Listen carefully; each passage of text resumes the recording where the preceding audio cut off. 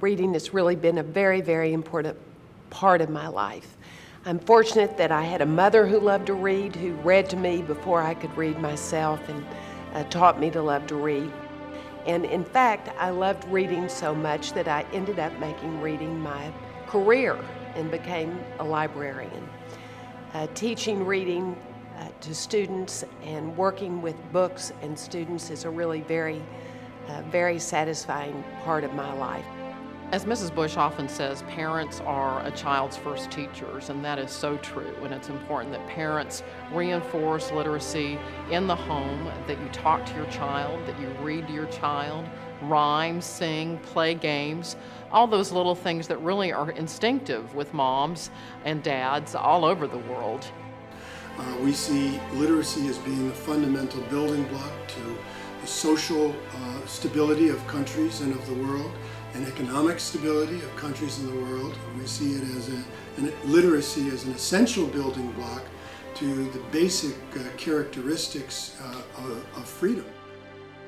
She has been, traveling to many countries in the world, to Asia, to the Arab world, to Africa, and also to Latin America, advocating the importance of education and literacy, in particular for women.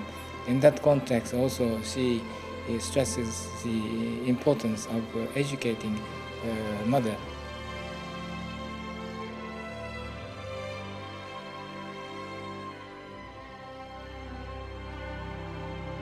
Well, I've had a wonderful chance to visit programs around the world, and one of my favorite ones was a program I visited in South Africa called Mothers to Mothers to Be. It's really a mentoring program where new mothers who are HIV positive but who have delivered healthy babies mentor another group of mothers who are pregnant and also HIV positive.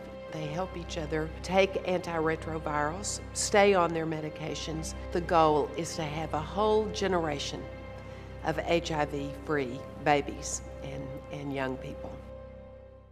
One of the visits that I remember very well that I really loved was a visit to St. Mary's Hospital in Nigeria. I got to meet with women who were on anti-retrovirals, who were HIV positive or had AIDS, and had started anti-retroviral treatment and were living healthy lives. They started delivering anti-retrovirals, and they did it themselves, which meant that their patients had to pay about $45 a month, which was a lot of money. So since then, PEPFAR, the President's Emergency Relief Plan for AIDS, has come in to help St. Mary's, and I had the pleasure of being able to deliver the first batch of anti-retroviral drugs from PEPFAR to St. Mary's. I visited a wonderful program in Russia that was a terrific pediatric AIDS program with precious young children who are healthy. They danced for me and they were so cute. It was really fun to get to be with them. Most of those children are orphans. They've been abandoned by their parents because they were born with HIV. When I was in Rwanda, I visited a wonderful program. World Relief works with all of these churches so they can support the members of their church, so they can encourage them to be tested. Because if you don't know what your HIV status is, if you refuse to be tested, then you give up any chance of being helped. And you also, of course, take the risk of spreading AIDS or HIV to the people you love. And I met with a precious young 12-year-old girl who's raising her little brothers because her parents aren't living. And with all the children there who need parents, they need mentoring parents, and they need help from big brothers and big sisters and all the people that might support them because their parents are no longer living. It's really important that girls and women have the opportunity to become informed about how HIV is transmitted.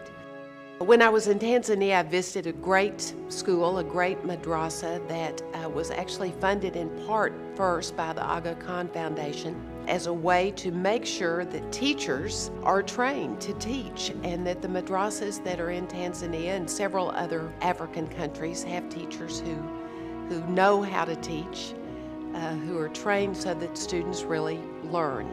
I visited 2 grade schools when I was there, a precious little preschool and then this school for older students.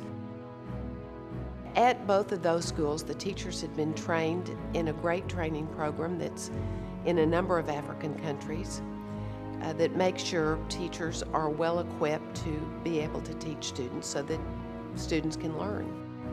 One of my favorite teacher training institutes is in Kabul, Afghanistan.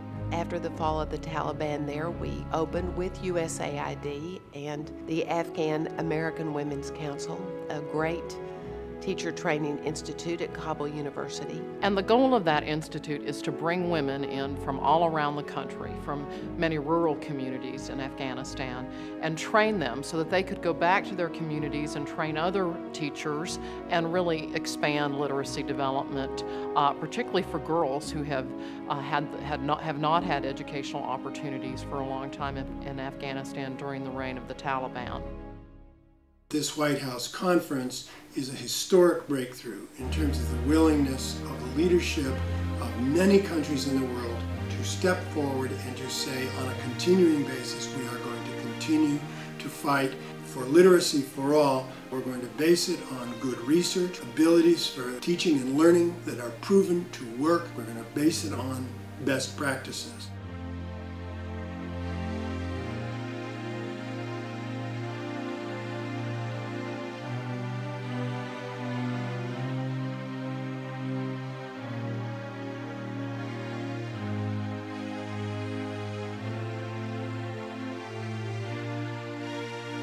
It is crucial to educate women. It is crucial to make women literate.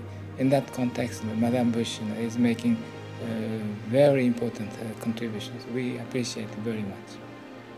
Beyond the event and beyond the science and the best practices, having the advocacy of Laura Bush, First Lady of the United States, in support of literacy for all in the world is in and of itself the greatest piece of advocacy and gives the greatest legitimization to this worldwide drive so that all people can read and write that we could ever have asked for.